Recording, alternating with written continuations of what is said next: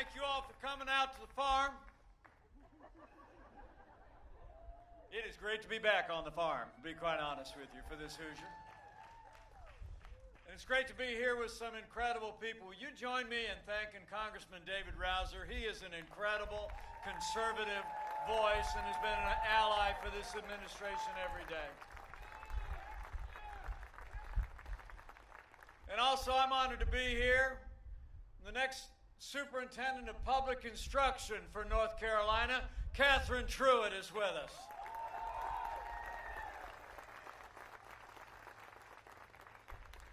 To all my fellow Americans from near and far, I know it's been a long time since the President was here in North Carolina. He was here yesterday. I'm here today because we love North Carolina. It is great to be back in the Tar Heel State. So thank you all for coming out. Take a seat if you have one. I really am honored that you came out today in the middle of the day. But I'm here for one reason and one reason only. And that is that North Carolina and America need 4 more years of President Donald Trump in the White House. It's on, North Carolina. The President was in Greenville yesterday, and I'm here in Selma today because the road to victory goes straight through North Carolina. Just like last time. You know, 4 years ago, a movement was born. A movement of everyday Americans from every walk of life. We were all part of that movement. And it's amazing to think, to be back on the farm. I was talking to another friend from North Carolina earlier today, and he told me about that Thursday before Election Day, when you all gathered here. Maybe some of you were here. 17,500 people strong 4 years ago this month. It laid a pathway for victory in North Carolina and victory all across America. I mean, here in North Carolina, you believed we could be strong again. You believed we could be prosperous again. You said yes to President Donald Trump when he visited the farm back in 2016. So I thought I'd come back to make sure that North Carolina says yes to President Donald Trump in 2020. We're back. And it really is great to be with you all. We've been traveling all across the country. This last week, I've been in Michigan and Wisconsin, in Florida yesterday, and I was actually in Utah last week, Salt Lake City. We had a little debate with Kamala Harris. Some people think I did all right. Thank you. But you know, honestly, it was a privilege for me to be on that stage representing this president. Because that debate was not just a debate between two candidates. It was a debate between two visions. It was a debate between a vision that I believe would lead our nation on an inexorable path towards socialism and decline, and a vision of a president, an administration, and a people that will lead to more freedom and more opportunity for every American. You know, when you compare the Biden-Harris agenda with our agenda, the choice is clear.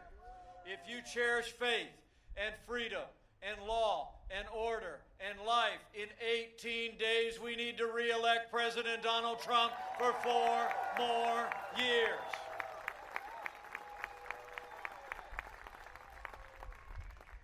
You know, it's amazing to think about all the progress that we made. 4 years ago, when you gathered here at the farm with the candidate Donald Trump, we were inheriting a military that had been hollowed out by years of devastating budget cuts. Our economy was struggling to break out of the slowest recovery since the Great Depression. Terrorism was on the rise around the world. And worse still, we witnessed a steady assault on our most cherished values.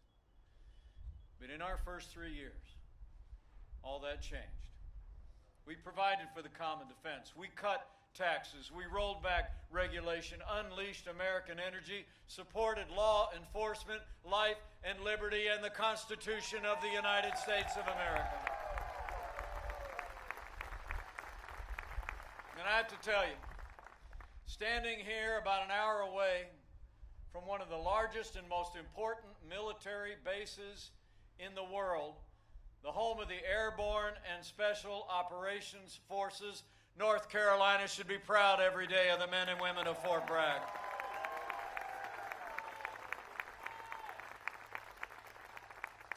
I visited those amazing soldiers not long ago, and I have to tell you, on their behalf, and as the proud father of a United States Marine and the father-in-law of a United States Navy pilot, I am proud to report to you that under President Donald Trump's leadership, in less than 4 years, we've rebuilt our military.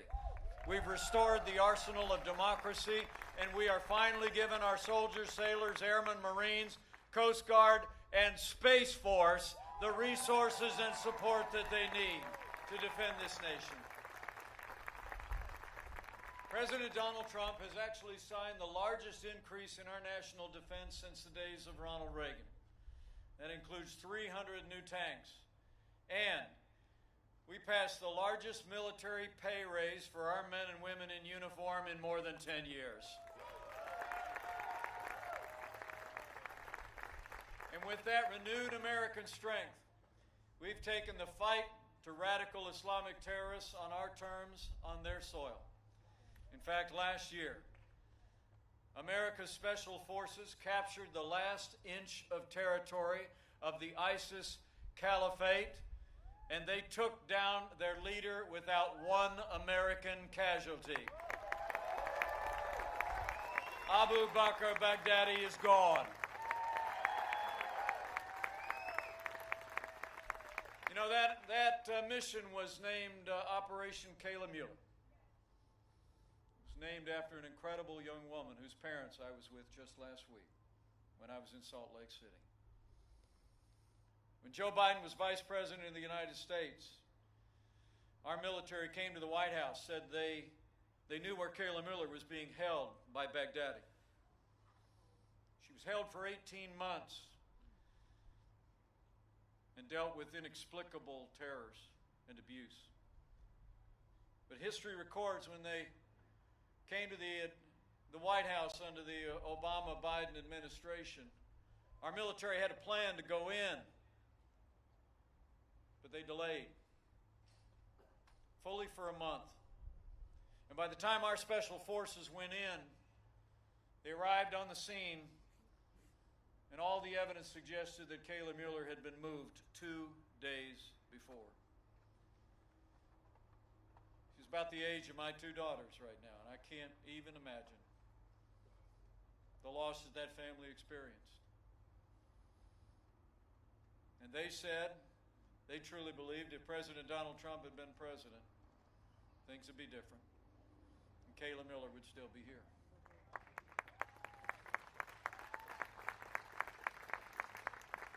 And I can tell you, I was in the Situation Room, watching in real time aerial video coming in as Operation Kayla Mueller descended on Abu Bakr Baghdadi and took him down.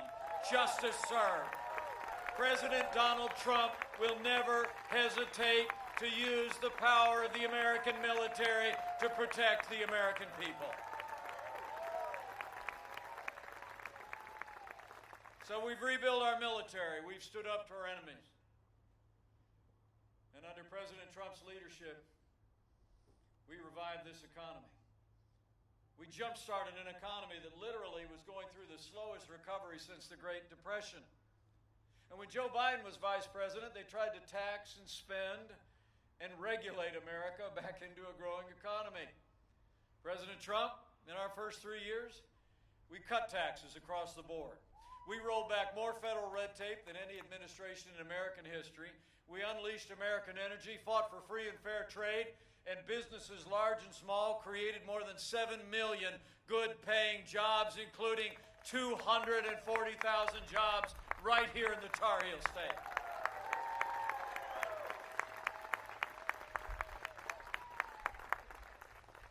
to tell you, as a son of the heartland myself, I grew up with a cornfield in my backyard.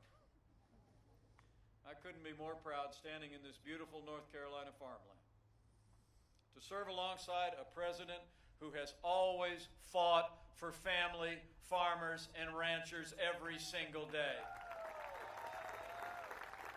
You know, when we cut taxes, the president made it possible for what's called immediate expensing of equipment. Anybody who knows anything about farming knows that the input costs are the biggest challenge. So it was a tremendous boon to farmers with the cost of equipment, of a combine and a really good tractor. Kind of reminds me of the story of a farmer that went in to see his lawyer. He said he had a problem with a neighbor. And the lawyer said, "Do you have a good case?" He said, "No, I got a John Deere, but I don't know what that's got to do with anything." Let's hear it for our family farmers. They are the wellspring of strength in North Carolina and America. And President Trump has been fighting for farmers. He really has. We repealed in this administration what the Obama-Biden administration passed. It was called the Waters of the USA rule. It infringed on the private property rights of American farmers, and we reformed that rule and took a stand for private property.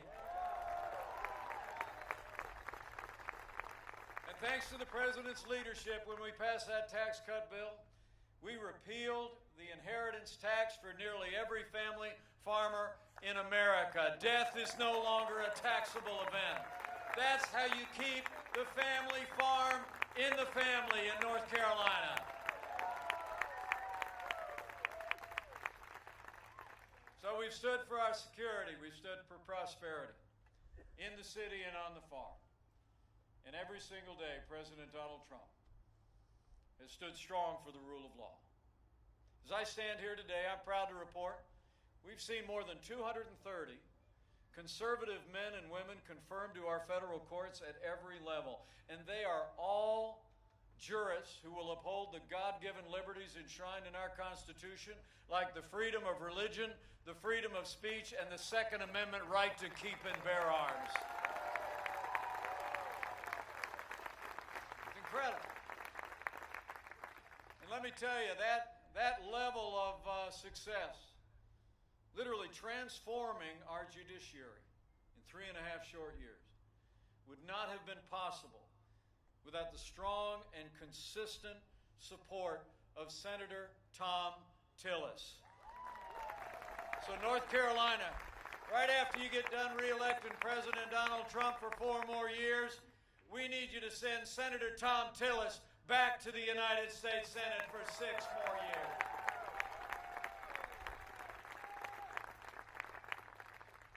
You know, last month, we rightly paused as a nation to honor the life and service of the late Justice Ruth Bader Ginsburg.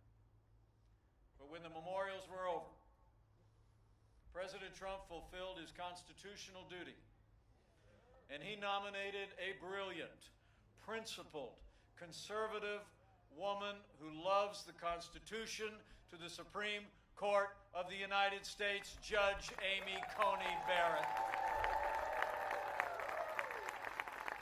She's amazing.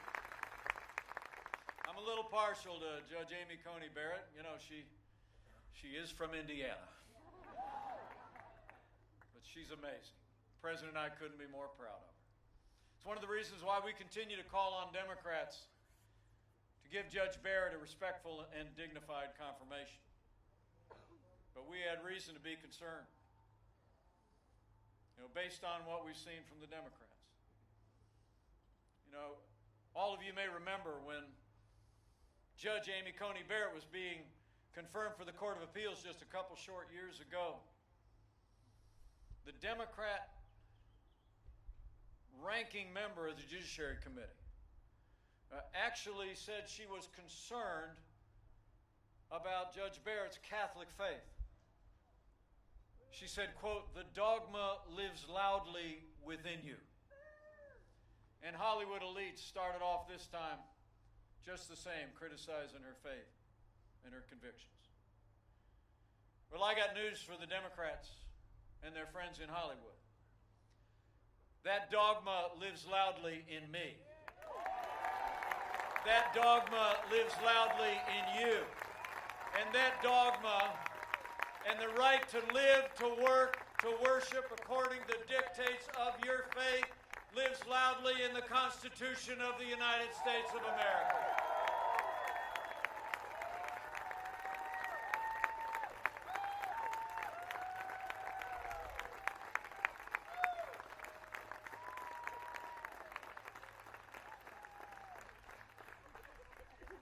The Senate has a job to do, and after they discharge their duty to advise and consent, I'll make you a prediction. Judge Amy Coney Barrett will soon be Justice Amy Coney Barrett. We're going to fill that seat.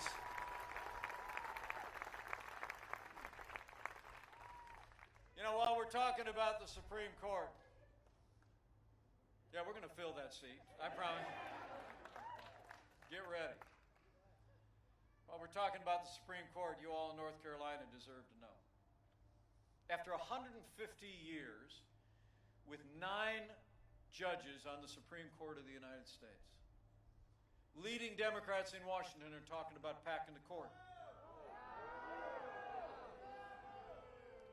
I mean, Joe Biden a while back refused to answer the question in the presidential debate. You might have seen Kamala Harris wouldn't answer the question when I asked her during our debate. When she was running for president herself in the primaries, she said, and I quote, she was absolutely open to packing the court. But just like Joe Biden, she continues to dodge the question now. Last night during a town hall on one of the networks, Joe Biden actually said he was open to considering packing the court. You know, men and women in North Carolina, I want to tell you, when you're running for the highest office in the land, the American people deserve to know if you're going to respect the highest court in the land. It's time for Joe Biden and Kamala Harris and Cal Cunningham to come clean.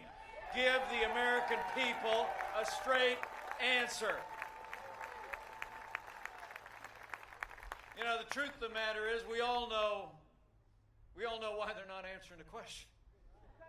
You know, I like to say I was born in the morning, but not yesterday morning. Right? I mean, the only reason Joe Biden and Kamala Harris aren't going to answer the question is because they're going to pack the Supreme Court with liberal judges if they win.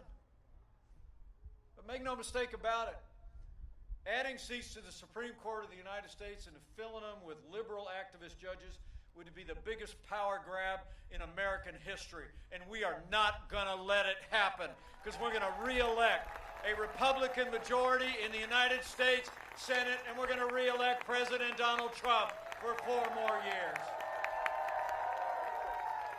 We're going to stand for the rule of law and an independent judiciary. It's just that important. It's just that important.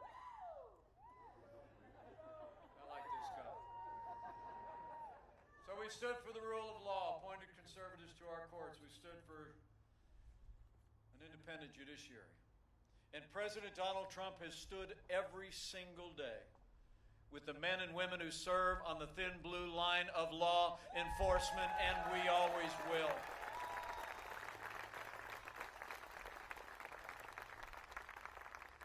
You know, the president and I know what you all know. Men and women who put on the uniform of law enforcement across this country are some of the best people in America. And they deserve the respect of every American every single day.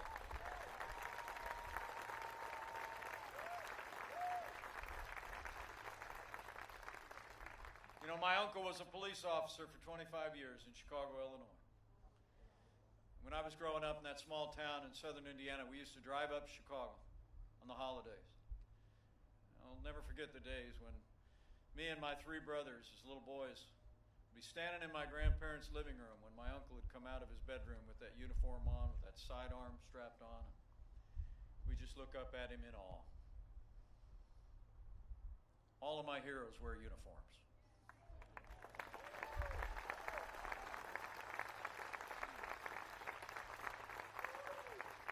Now, the President and I will always support the right of every American to peaceful protest. It's enshrined in our Constitution.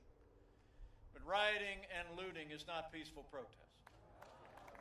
Burning businesses is not free speech. I was in Minneapolis not long ago. I traveled there with a wonderful African-American business owner named Flora Westbrook. Flora told me about the salon she'd established 35 years ago on a street in Minneapolis. It's a pillar of the community. And how just 2 days after the killing of George Floyd, she watched as violent protesters came closer and closer and closer until the night they burned her salon to the ground. She and I stood there along what remained of her salon. And I looked her in the eye and I told her, we're going to make our streets safe again for every American of every race and creed and color, and we're going to rebuild bigger and better than ever before.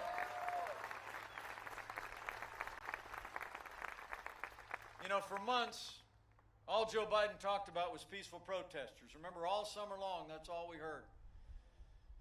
As people around this country literally watched businesses like Flora's burn to the ground. The truth is, Joe Biden would double down on the very policies that are leading to violence in our major cities. I think you all know, when you withdraw support for those who protect and serve, you only embolden those who would do harm to our families and our communities. Now, Joe Biden justifies all of it by saying that America is, in his words, systemically racist. And he says that police have a, quote, implicit bias against minorities. When he was asked if he'd support cutting funding for law enforcement, Joe Biden said, quote, yes, absolutely. Well, I'll make you a promise. Under President Donald Trump, we're going to back the blue. We're not going to defund the police, not now, not ever. We are going to have law and order in every city, in every state, for every American of every race and creed and color, so help us God.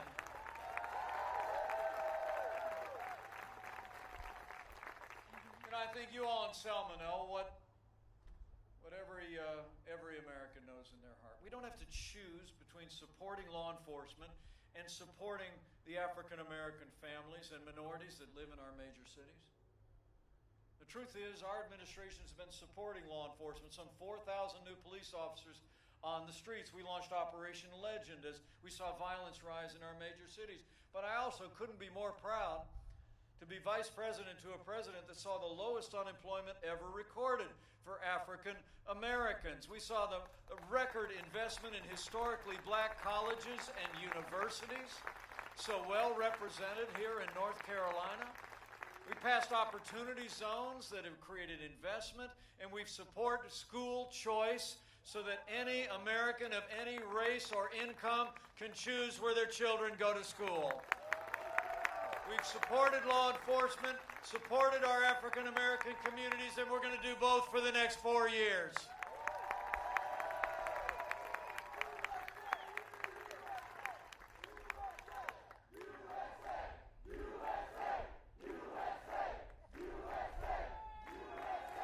So we've stood for the rule of law, for law and order. And from day one, this president has stood strong for the right of every American to live, to work, to worship according to the dictates of your conscience. You know, when Joe Biden was vice president, we saw a steady assault on the religious freedom of Americans. It's true. It's amazing to think the last administration literally hauled the Little Sisters of the Poor into federal court to force that group of nuns who'd taken a vow of lifetime poverty simply to serve the underserved community. Hauled them into federal court to force them to compromise their faith to live under the strictures of Obamacare. President Trump, We've restored the conscience rights of doctors, nurses, teachers, religious charities, and we ended the assault on the Little Sisters of the Poor. And the Supreme Court of the United States made it permanent by a vote of 7-2. I can tell you, people of faith have no greater champion than President Donald Trump.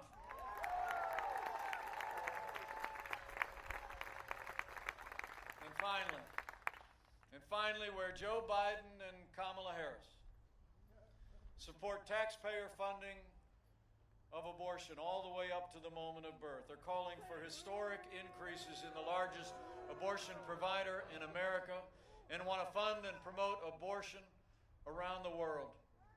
I couldn't be more proud to serve alongside a president who stands without apology for the sanctity of human life. President Donald Trump is the most pro-life president in American history.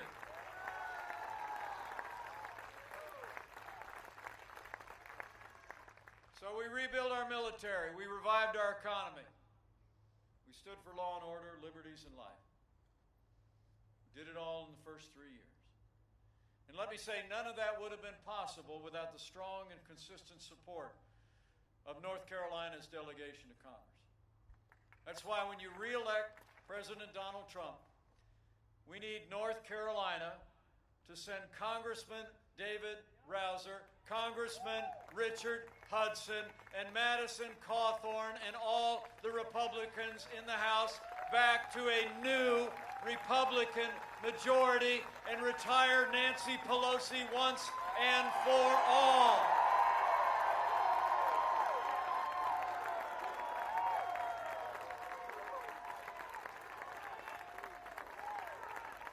Get it done.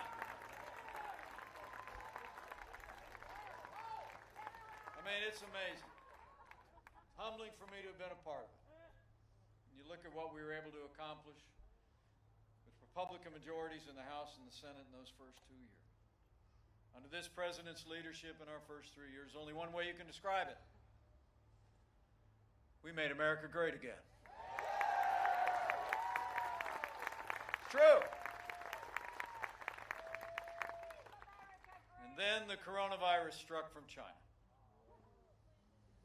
But I'm here to tell you, before the very first documented case of community transmission happened in February, in the month of January, President Donald Trump did what no American president had ever done. He put the health of Americans first. He suspended all travel from China, the second largest economy in the world. Now, Joe Biden said that was, quote, hysterical. He said it was, quote, xenophobic. He actually wrote in the month of January that closing down your border during a pandemic would make things worse. But I can tell you, as head of the White House Coronavirus Task Force, President Donald Trump's decision to shut down all travel from China saved hundreds of thousands of American lives and bought us time to stand up the greatest national mobilization since World War II. It's true. We reinvented testing. More than 120 million tests have been done so far. We saw it in the manufacture and distribution of billions of PPE, medical supplies, and equipments to our incredible doctors and nurses. We've developed medicines that are literally saving lives across the country, and we are on track to have the first safe and effective coronavirus vaccine before the end of this year. That's leadership. And let me say, on behalf of the President and the First Lady, how moved we've all been by the outpouring of prayers and concern for the first family just a few short weeks ago. But the President and I really know that the concern and the prayers expressed for them is just emblematic of the love and the care and the concern and the prayers that Americans have ushered for all of those who have struggled every day over these last 8 months in the midst of this pandemic. And so can we just take a moment? We just give a round of applause for the doctors, the nurses, the caregivers, the first responders, and everyone who's been there for family members, neighbors, and friends who've suffered, lost, and struggled in the midst of this pandemic. Heroes all.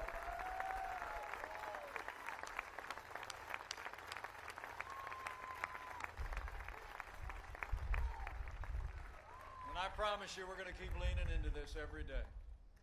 The White House Task Force met again today before I left to come to North Carolina. We're making sure that our doctors and nurses and hospitals have all the resources that they need. We're going to keep protecting the vulnerable. We're going to keep saving lives. We'll soon have a vaccine and literally millions of doses available under Operation Warp Speed. In fact, today the President announced a plan with CVS and Walgreens to deliver and administer vaccines to our seniors in nursing homes for free all across America as soon as it's available. So we're making progress. Where Joe Biden is talking about shutting down the economy, under President Donald Trump, we're opening up America again. After losing 22 million jobs at the height of this pandemic, in just the last 5 months, we've seen 11.5 million Americans already go back to work, including 266,000 people right here in the Tar Heel State. We're opening up America, and we are opening up America's schools.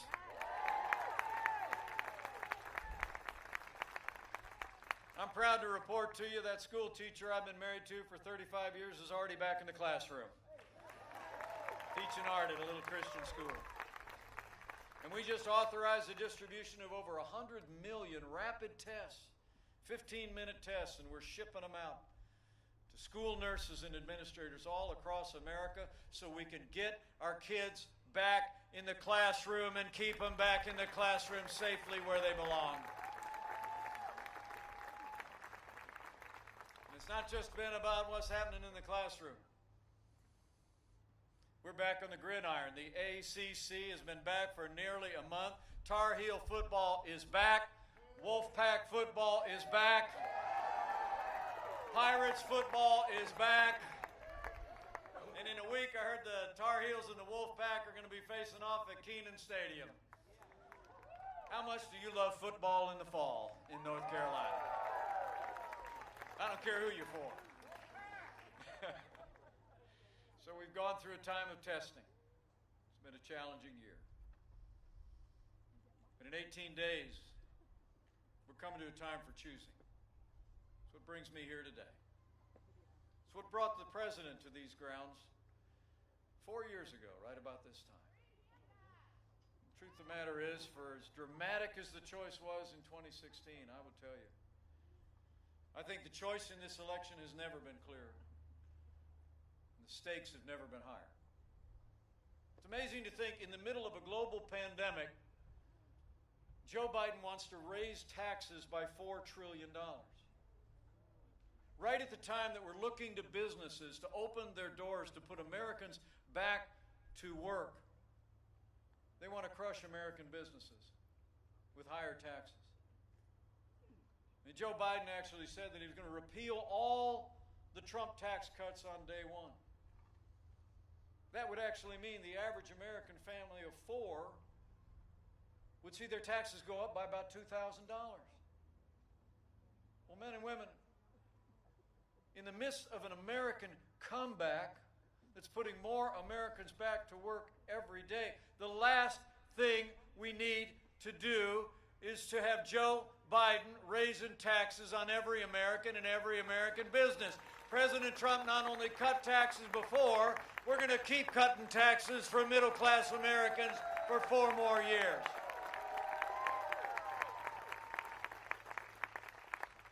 And Joe, it's not just about taxes. Joe Biden wants to bury our economy under an avalanche of red tape. He's got his own version of the Green New Deal, although he just seems to keep forgetting that he's for it. See that debate last night, not debate, that town hall? Like at George from ABC says to him, well, you said it's the Green New Deal is an important framework. And he was like, yeah, no, it says that, right? But I got to tell you, I had to remind him that he's for the Green New Deal, right? And USA Today even said his version of the Green New Deal, isn't that too different from AOC's version of the Green New Deal? He wants to put us back in the Paris Climate Accord. President Donald Trump has actually advanced policies where we have the cleanest air and land ever recorded, literally the cleanest water in the world, and we're still a net exporter of energy for the first time in 70 years. We can do it all.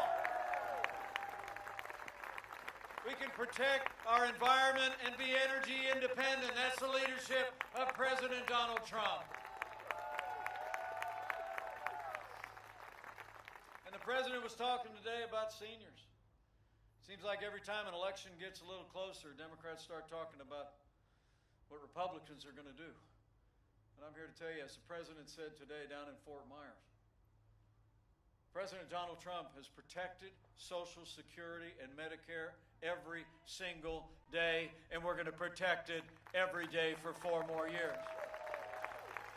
We lowered the cost of prescription drugs. In fact, Medicare Premium Advantage premiums actually fell by 34%, where when Joe Biden was vice president, drug prices literally skyrocketed. And if you look at it, Joe Biden and Kamala Harris have a far-left health care plan that literally threatens private health insurance and will limit your choice of doctors. Remember, he actually wants to keep Obamacare going. And suddenly you got a lot of Democrats that like to talk up Obamacare, but I got to tell you, when we took office, Obamacare was a disaster. I mean, remember, they said if you like your doctor, you can keep him. Not true. If you like your health insurance, you can keep it. Wasn't true. They said insurance premiums were going to go down.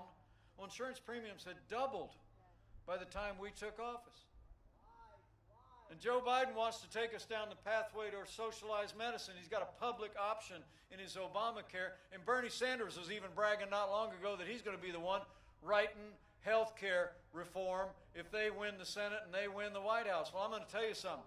With 4 more years, President Donald Trump and I are going to give the American people, we're going to lower the cost of health insurance without growing the size of government, and we will say with one voice, America will never be a socialist country. We're going to reject socialized medicine, and we're going to give Americans medicine and health care based on free market principles and consumer choice. Beyond health care, the choice in this election couldn't be clearer when it comes to trade. So important in a place like North Carolina and all across America. You know, when we took office, literally half of our international trade deficit was with China. We were losing $500 billion a year to communist China. Now, Joe Biden, he's been a cheerleader for communist China every step of the way. It's true. He said that the rise of China economically, giving rise to those incredible deficits, was a positive development. President Trump, we put China on notice. We said the era of economic surrender is over. He imposed tariffs and demanded that China open their markets to what we grow and what we make and respect the private property rights of every American.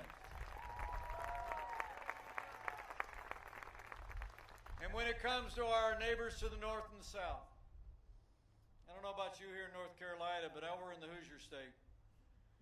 In the 25 years since NAFTA, we literally saw entire communities shuttered as factories closed and jobs moved south of the border. For all those 25 years, Joe Biden never lifted a finger to reform it. But under President Donald Trump, the man who wrote The Art of the Deal, Americans got a great deal. NAFTA is gone. The USMCA is here to stay, and it's a huge win for North Carolina agriculture and North Carolina manufacturing. In fact, I'm actually told that experts suggested that we're going to sell $2.2 billion more in agricultural exports to Canada and Mexico alone. Now, y'all deserve to know, though, Joe Biden's running mate, Kamala Harris, was one of only 10 members of the Senate to vote against the USMCA. She said it didn't go far enough on climate change. And Kamala Harris put her radical environmental agenda ahead of North Carolina's farmers, North Carolina's workers. President Donald Trump and I are always going to put American farmers and American workers first.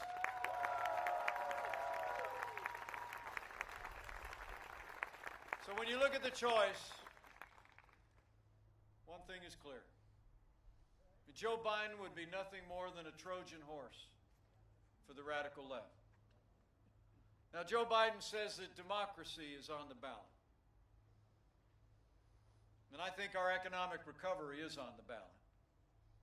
I think law and order are on the ballot.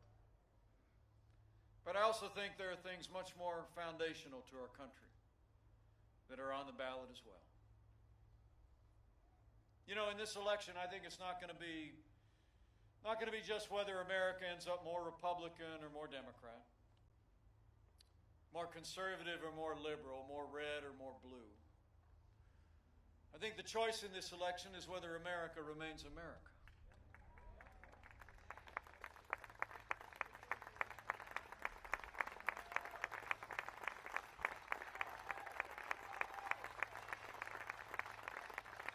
Whether we're going to chart a course on all the ideals that Old Glory represents of freedom, individual responsibilities, and the American dream, or whether we're going to let Joe Biden, Democratic Party, and the radical left take America to a very different place.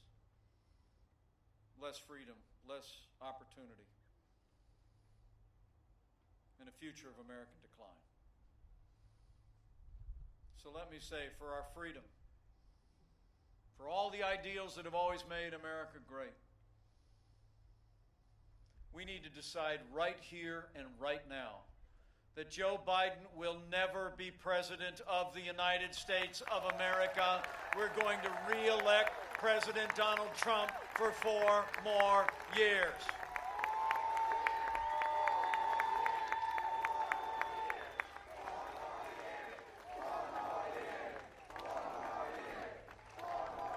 It's that important.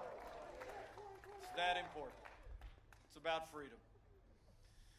You know, it really is great to see you all come out today, and I'm really grateful for it.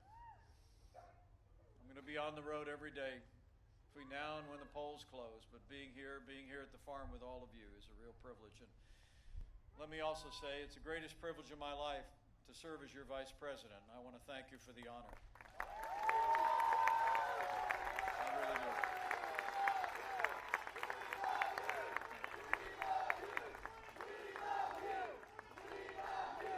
Greatest privilege of my life to serve alongside this president. You know, I really didn't know him that well before he called me up and asked me to join this ticket a little more than 4 years ago. I'll never forget the night I was at the governor's residence in Indiana. I'd been told the call was coming in. My wife and I had prayed all the way through it. I'd seen this man up close. I'd seen his leadership. I knew he had the right vision to bring this country back. I knew we'd say yes in a heartbeat. It was about 11 o'clock and the phone rang. My wife at my side, I picked up the phone and I heard that familiar voice. And he said, "Mike, it's going to be great."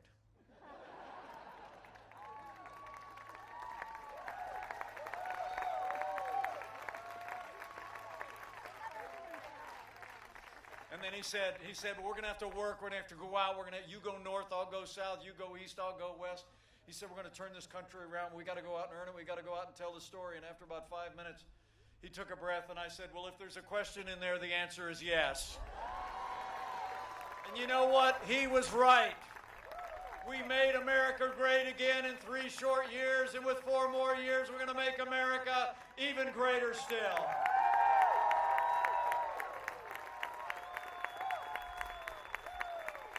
It's going to take all of us. It's going to take all of us to do it. You know, the president and I, some people think we're kind of different. I can tell you we've gotten to be very close friends. I've seen him when the cameras are off. And I can tell you firsthand, there's not a day gone by against unprecedented opposition that this president hasn't gotten up and fought to keep the promises that he made to the people of this country. Now it's our turn to fight for him. It's on, North Carolina. We need to bring it. So I got a couple things I want to ask you to do over the next 18 days. First off, I need you to vote, North Carolina. I need you to vote for 4 more years of President Donald Trump in the White House. You know, early voting started yesterday. So after we finish up here, if you don't have plans, I'd like you to go over to the Richard Harrison Gymnasium, 601 West Noble Street, and vote to re-elect President Donald Trump. And remember, friends don't let friends vote alone. Bring a family member, bring a neighbor, bring a coworker, and vote to re-elect this president. Secondly, after you vote, I want you to go tell somebody what you heard here today. Okay? I want you to talk to people at work and at worship. I mean, get online, post something on your Facebook page. Say, I was out at the farm, I ran into Mike. I even came out because I thought it was going to rain, I didn't care. And he got up there and talked for like 45 minutes, just giving the top lines of everything we've done and the choice that we face as a nation. You know, I got to tell you, 4 years ago, I never doubted. I never doubted that something very special was happening across the country, and I feel just the same way now. Because the truth of the matter is, 4 years ago I had the sense that I have today. You know, the American people, in a very real sense, were starting to turn the sound down on all the pundits and the prognosticators on the television. We were just starting to talk to each other. I mean, people started to say, you know, we can have a president again that doesn't apologize for America, but stands up for America on the world stage.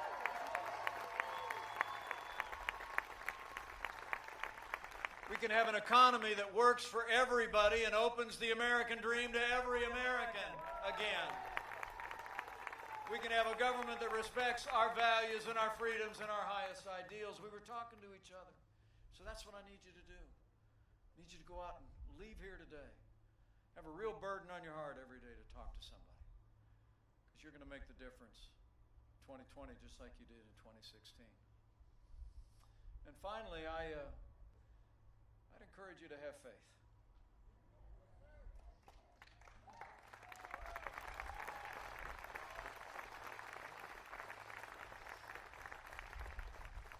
You know, I truly do believe in those ancient words. Where the Spirit of the Lord is, there's freedom. So that when we stand for freedom, when we stand with those who are fighting for freedom and defending freedom, we make His work on this earth our own. And that means freedom always wins. So have faith.